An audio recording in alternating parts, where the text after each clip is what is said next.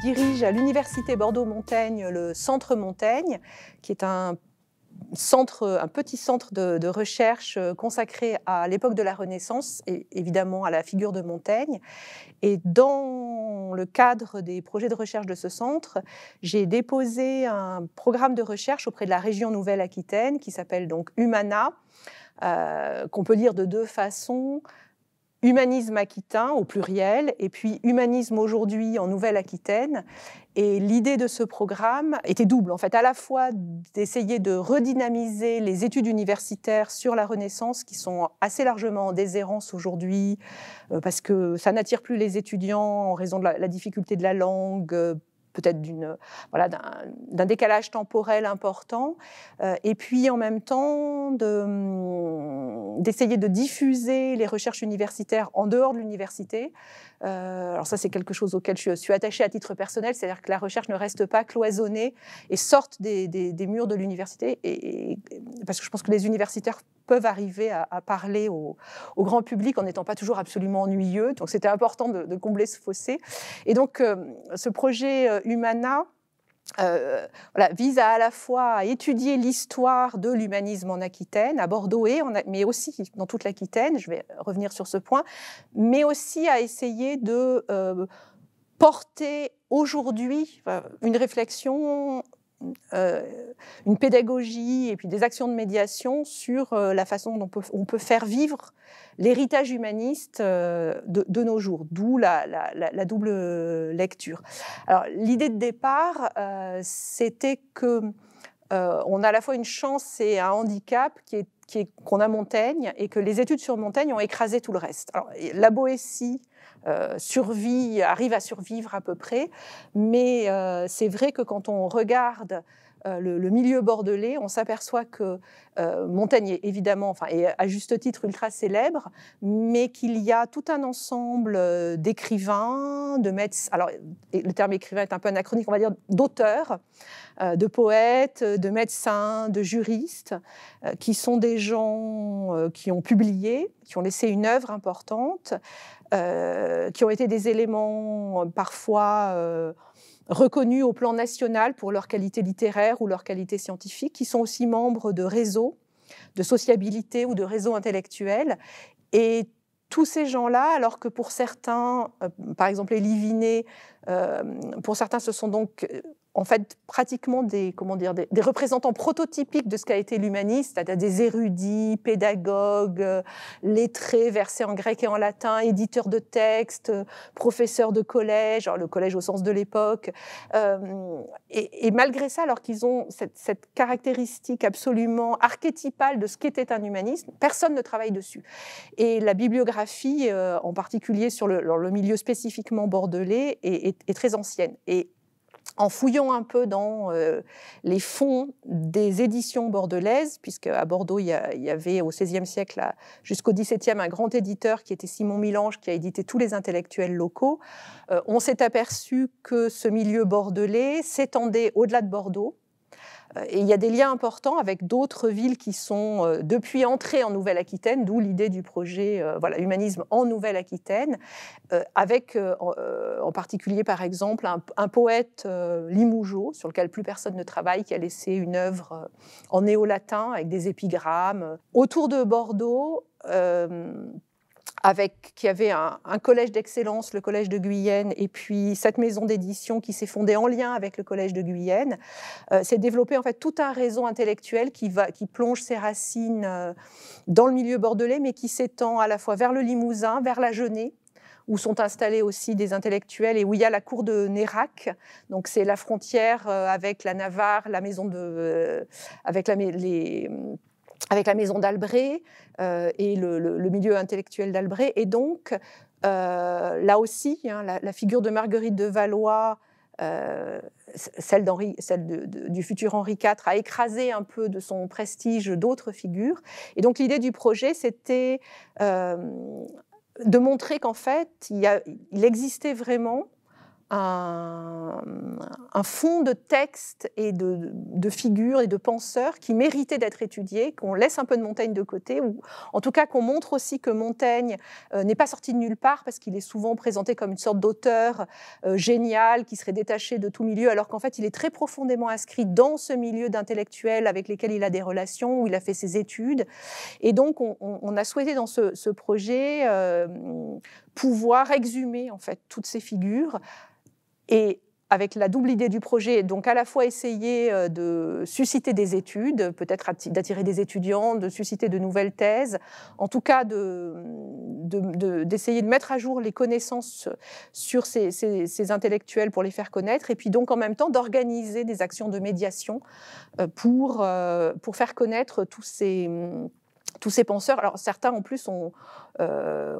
laissé des noms dans la ville. Enfin à Bordeaux, il y a une rue Delurbe et personne ne sait qui est Gabriel Delurbe. Voilà. Donc typiquement, l'idée c'était d'éclairer ce qui reste aussi de cet héritage-là dans les villes et dans les lieux où ces humanistes ont vécu ou ont exercé.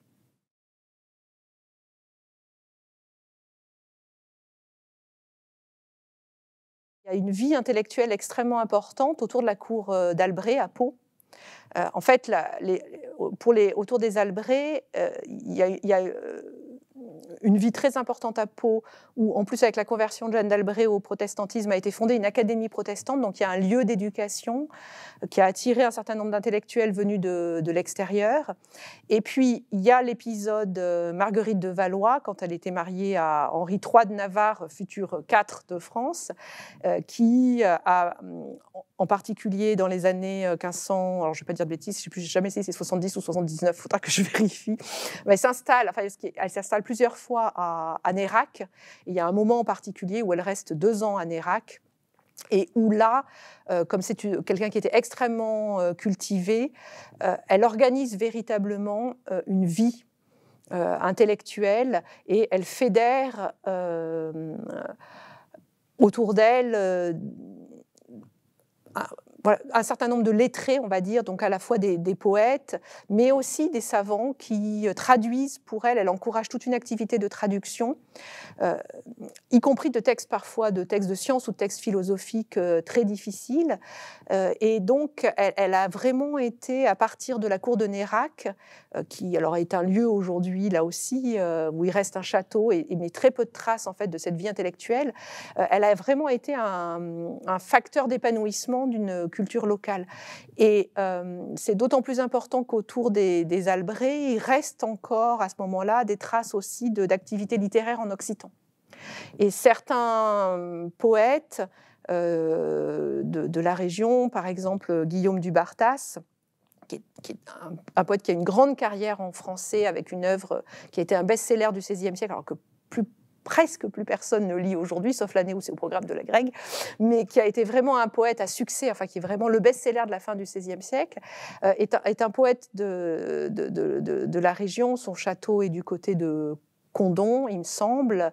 En tout cas, il gravite autour de la cour de Nérac, et il écrit aussi des pièces en occitan, et il y a un dialogue célèbre avec une muse latine, une muse occitane, une muse française. Voilà. Et donc, il y a cette trace d'une culture bilingue, alors, dont il ne reste pas énormément de choses au XVIe siècle, enfin en tout cas dans ce milieu-là qui préfère le français, mais il y a cette spécificité-là aussi.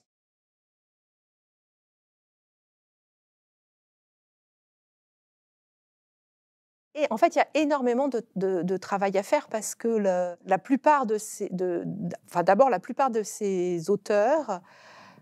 qui sont des polygraphes, qui ont laissé souvent des textes, à la fois des textes savants, des textes poétiques, alors typiquement le milieu des juristes ou le milieu des médecins, en raison du type d'études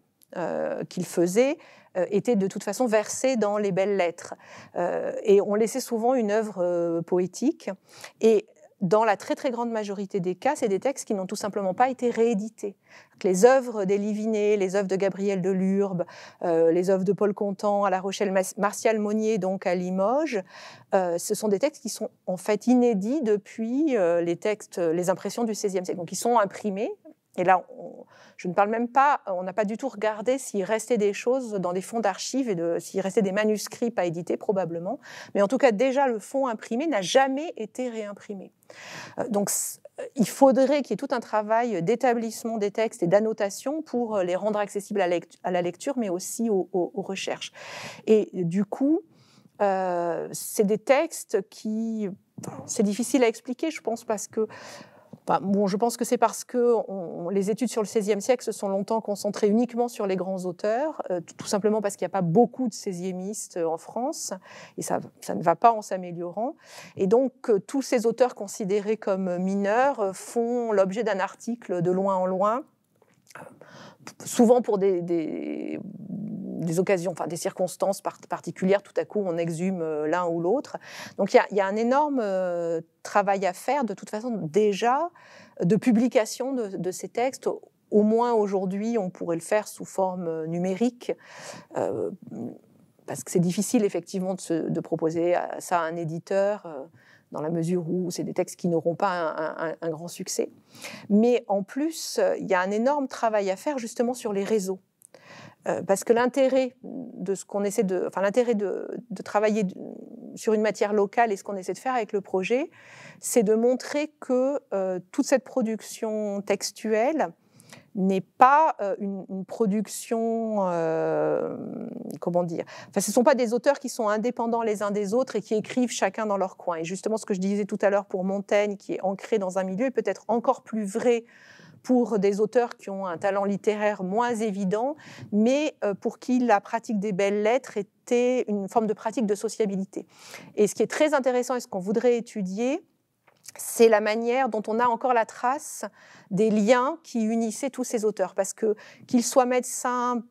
poètes, purs poètes, ou juristes, et ils avaient souvent, enfin on a des juristes qui ont, à côté de ça, qui sont juristes de formation, mais qui font de grandes carrières de poètes, ils se connaissent tous, c'est évident, et on en a la trace objective par ce qu'on appelle les pièces d'escorte, qui sont donc les poèmes amicaux que s'offraient ces lettrés à l'occasion de la publication d'un ouvrage. Et donc, le médecin dont on va parler ce soir, Étienne Magnalde, écrit aussi des textes poétiques qu'il offre à ses collègues médecins, mais aussi à ses collègues juristes ou poètes, qui en retour lui offrent des textes. Et donc, on a une trace des relations, soit des relations vraiment sociales, professionnelles, mais souvent qui sont aussi des relations amicales, à travers les pièces que s'offraient tous ces lettrés. Et parfois, ça permet de reconstituer non seulement des carrières, mais des amitiés, c'est-à-dire qu'on voit aussi les silences. Quelqu'un qui est présent dans les pièces de dédicace et les pièces d'escorte de tel ouvrage, tout à coup, et puis qui en donne pendant plusieurs années, n'en donne plus. Donc on peut aussi s'apercevoir qu'il y a eu des brouilles. Enfin, ça rend en plus ces lettrés qui nous paraissent un peu loin, ça les rend très humains. Et dans la production littéraire, en plus, il y a aussi une production de circonstances, c'est-à-dire qu'il y a un certain nombre de gens qui écrivaient des poèmes, y compris des sonnets, donc des formes extrêmement codifiées, mais pour parler de la vie quotidienne. Et chez un poète comme Pierre de Brache, qui est un poète sur lequel peu de gens travaillent aujourd'hui, qui est très ancré dans le milieu bordelais. On a des témoignages, y compris sur le fait que le soir, il va dîner justement avec Guillaume du Bartas, qu'un nouveau venu est en ville, qui s'appelle Pelletier-du-Mans, qui vient enseigner au Collège de Guyenne. Il y a des poètes complètement oubliés, un juriste de la région du Condomois, justement, qui s'appelle... Humbert, qui est un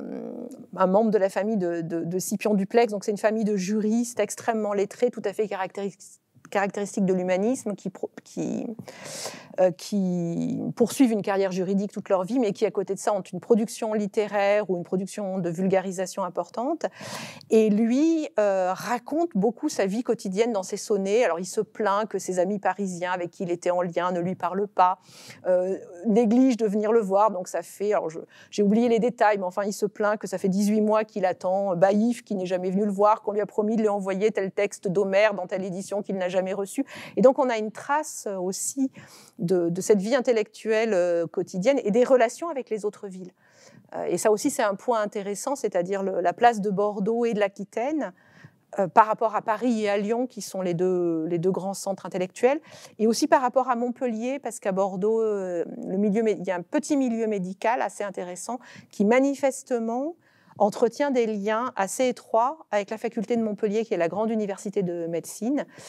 Les juristes, eux, vont beaucoup étudier à Toulouse, et donc là aussi, il y a ces liens avec les grandes villes à la fois complémentaires et rivales du sud-ouest qui n'ont pas été étudiés du tout.